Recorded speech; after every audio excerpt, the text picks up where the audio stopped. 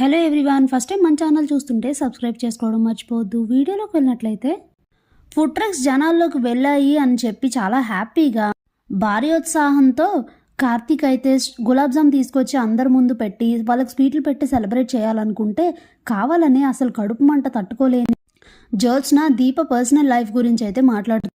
తన మొదటి భర్తతో తను ఇలానే ఉండుంటే తను కూడా అదృష్టవంతుడు అయ్యేవాడు.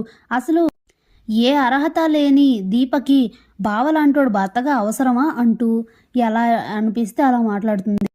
ఇక దానికి కౌంటర్గా అయితే కార్తీక్ చాలా మాటలైతే అంటాడు.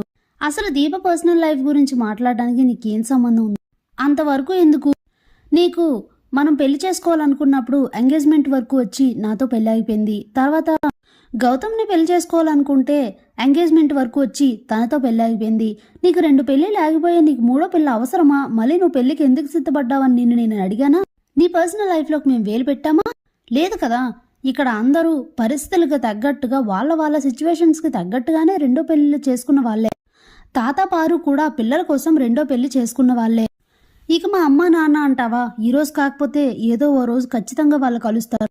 అందరూ భర్తలతో సంతోషంగా ఉంటున్న వాళ్ళే. అలాంటిది తనకేవి సంబంధం లేని వయసులోనే తాళి కట్టి తల్లించేసి తనని వదిలేసి దూరంగా వచ్చి ఇంకో పెళ్లి చేసుకొని ఈ మధ్యనే తనని మోసం చేశాడని తెలిసిన తర్వాత దాన్ని ఎలా పూడ్చుకోవాలి, ఏం చేయాలి అనే బాధలో ఉన్న దీపని నేను ఆ పరిస్థితి నుంచి బయటికి తీసుకొచ్చాను. తాళి కట్టి నా భార్యను చేసుకున్నాను. అందులో తప్పేంటి?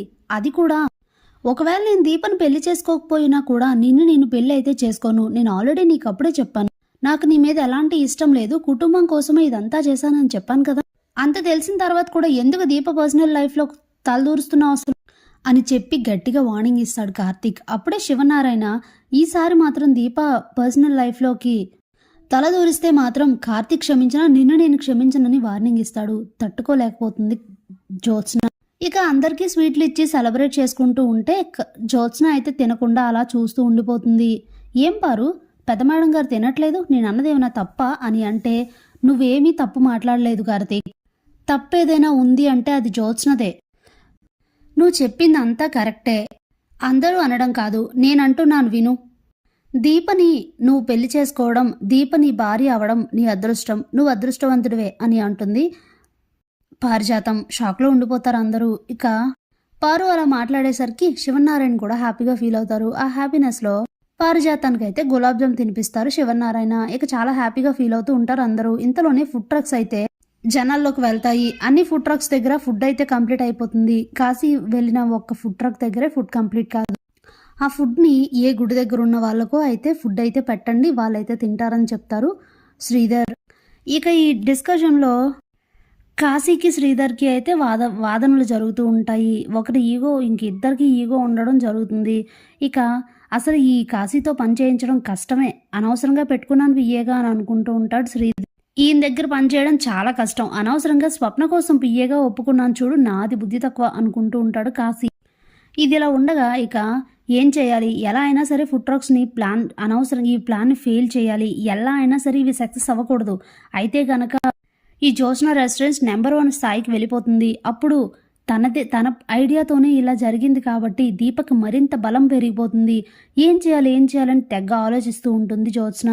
అప్పుడే పారిజాతం జ్యోత్స్న దగ్గరికి వస్తుంది. రా, ఇంకెందుకు, నువ్వు కూడా వాళ్ళతో కలిసిపోయి దీపభజన చేయడం మొదలు పెట్టావు కదా అని అంటే, నేను మాట్లాడిన దాంట్లో తప్పేం లేదు, అనవసరంగా నువ్వే లేనిపోని విషయాలను గెలుక్కొని అందరి దగ్గర చెడ్డ పేరు తెచ్చుకుంటున్నావు, అందరి దగ్గర తప్పుడు మనిషిగా నిలుస్తున్నావు, నీకు ఎప్పటికి అర్థమవుతుంది ఆ విషయం అని చెప్పి తిట్టేస్తే, ఇవన్నీ కాదు, ముందు ఆ ఫుడ్ ట్రక్ బిజినెస్ని ఎలా ప్లాన్ ఎలా అయినా సరే వాటిని చెడగొట్టాలి, ముందు అది ఆలోచించు అని అంటే, నేను ఆల్రెడీ ఐడియాతోనే వచ్చాను, ఐడియాని అమలు చేశాను కూడా, చూడు కావాలంటే అని చెప్తుంది పారిజాతం. ఏం చేశావు అని అడిగితే, ఏం చేశానో చెప్పను, జరుగుతుంది చూస్తూ ఉండు, నువ్వన్నీ నాకు చెప్పి చేసావా ఏంటి అని చెప్తుంది. ఏంటో ఈ గ్రాణి ఏం చేస్తుందో అని ఆలోచిస్తూ ఉండిపోతుంది జ్యోత్స్న. ఇక మరుసటి రోజు కూడా ఎప్పుడులానే ఫుడ్ ట్రక్స్ అయితే జనాల్లోకి వెళ్ళి ఒక్కో ఏరియాలో ఒక్కో ఫుడ్ ట్రక్ని అయితే పెడతారు. ఇక 2 చోట్ల ఫుడ్ ట్రక్ దగ్గర ఫుడ్ తిన్న వాళ్ళందరూ కూడా కాసేపటికి స్పృహ కోల్పోయి పడిపోతూ ఉంటారు.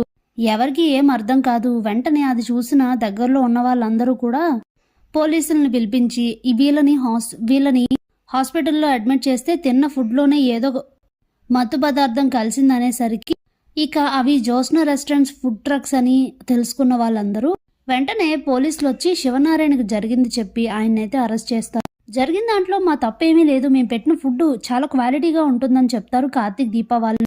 అలా అయితే మరి ఇలా ఎందుకు జరిగింది అని చెప్పి ఏం చెప్పినా వినకుండా ఇక శివనారాయణని అరెస్ట్ చేసి తీసుకొని వెళ్ళిపోతూ ఫుడ్ ట్రక్స్ అయితే ఆపేయండి అని చెప్తారు.